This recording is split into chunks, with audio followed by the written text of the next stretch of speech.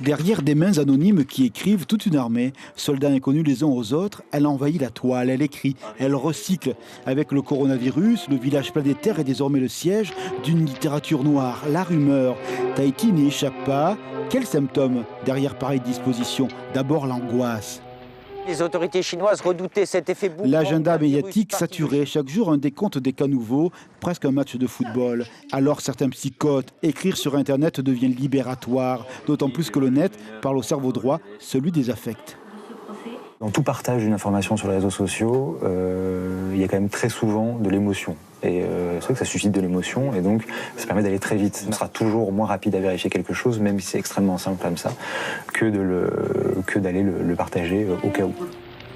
Autre symptôme, la malveillance. L'identité d'une personnalité locale a été usurpée pour envoyer une fausse information via les messageries.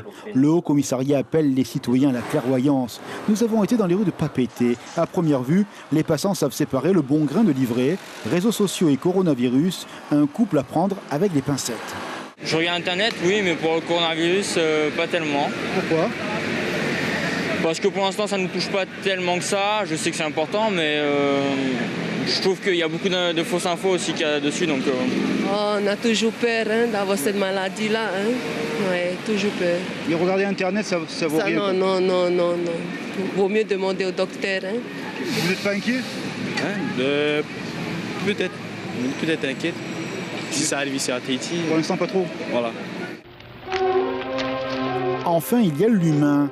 Quel que soit le temps de l'histoire, les rumeurs ont parcouru l'humanité. La peste au Moyen-Âge, le sida au cœur des années 80. Aujourd'hui, les réseaux sociaux ont accéléré la diffusion de théories infondées. Le coronavirus n'en est pas exempt. Il interroge indirectement l'état d'une société, l'optimisme écorché d'un monde désabusé. On a toujours fantasmé autour de grandes épidémies. Si on n'arrive pas à bien s'organiser en tant que société, eh bien, c'est un terreau qui est malheureusement très favorable à la diffusion de ces maladies. Pour éviter la psychose, laissez tomber les réseaux sociaux non certifiés et suivez les conseils de prévention des autorités. Ces gestes simples. Lavez-vous très régulièrement les mains ou utilisez une solution hydroalcoolique.